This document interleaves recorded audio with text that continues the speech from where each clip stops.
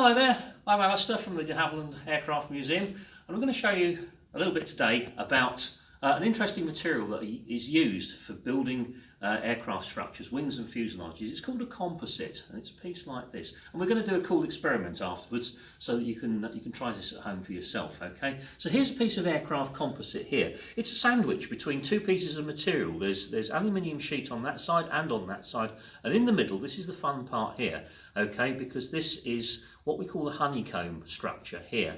Now, if you were to look at it this way, if you were to take off this sheet of aluminium like that and just look at what's inside, you'd see it's lots and lots of little tiny cylinders all packed in closely together. So you're looking down the tubes in each one. Okay, and that's what gives it its strength, because this is the fun part. It's got no strength at all in that direction. I can put my fingernail straight through it like that. No strength at all there, but in that direction it's incredibly strong. That is really solid, and that's what you want for building the wing of an aircraft or the fuselage of an aircraft like that.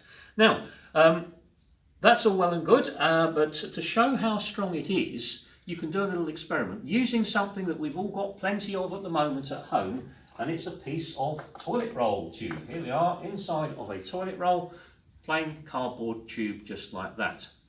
Okay, now put it like that, and it's got no strength at all that way. You can squash it quite easily like that because there's no structural strength at all. I can put it between my hands and I can just squash it flat like that. That's not going to take any load at all, so it's completely useless for bearing any load in an aeroplane. So we get rid of that.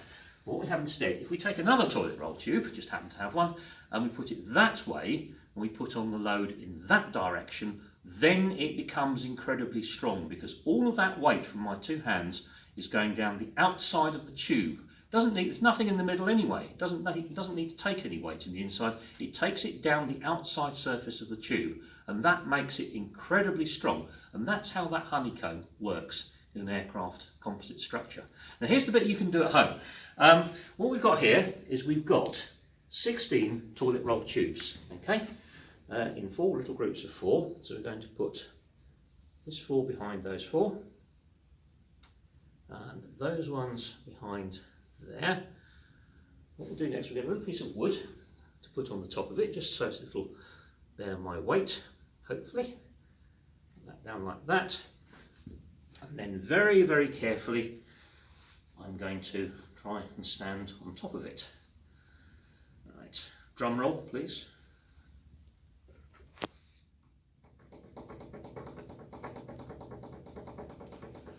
There we are, and that's me being supported by nothing more than 16 rolls of toilet roll, the cardboard tubes, and that's all it is.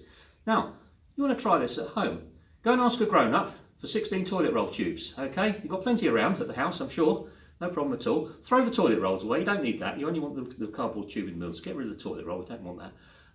Put it on the floor, like that, just like I've done. Put something on top of it. Don't use a laptop or anything like that, or an iPad tablet or anything. Find a book or maybe a tea tray or something like that. Put it on the top and see if you can stand on it. Now you can do this 2 ways, okay? You can get a set number of toilet roll tubes and see what's the heaviest weight you can put on it before it all collapses. Or, be very, very careful, of course, if you're standing on it yourself. Don't take it too far and fall off and hurt yourself. Or what you can do is you can take a fixed weight, like 2 or 3 bags of sugar or some heavy books or something like that, and see what's the smallest number of toilet roll tubes that will support that weight. Start off with maybe a dozen or something like that. Take a couple away, try it again, take a couple more away, try it again, and see what's the smallest number of tubes you can get to support any given weight, and do it that way around instead. Whichever way you do it, let me know. Let me know how you get on. I'd like to know, I'd like to hear from you how you get on. I'd like to know what the results of your experiment are. So you tell me how you get on. So that's it. There's the toilet roll trick, okay? So hope you've enjoyed that. Keep safe, keep healthy, keep in touch, and stay tuned. Thanks very much. Steph, how do I get down now, please?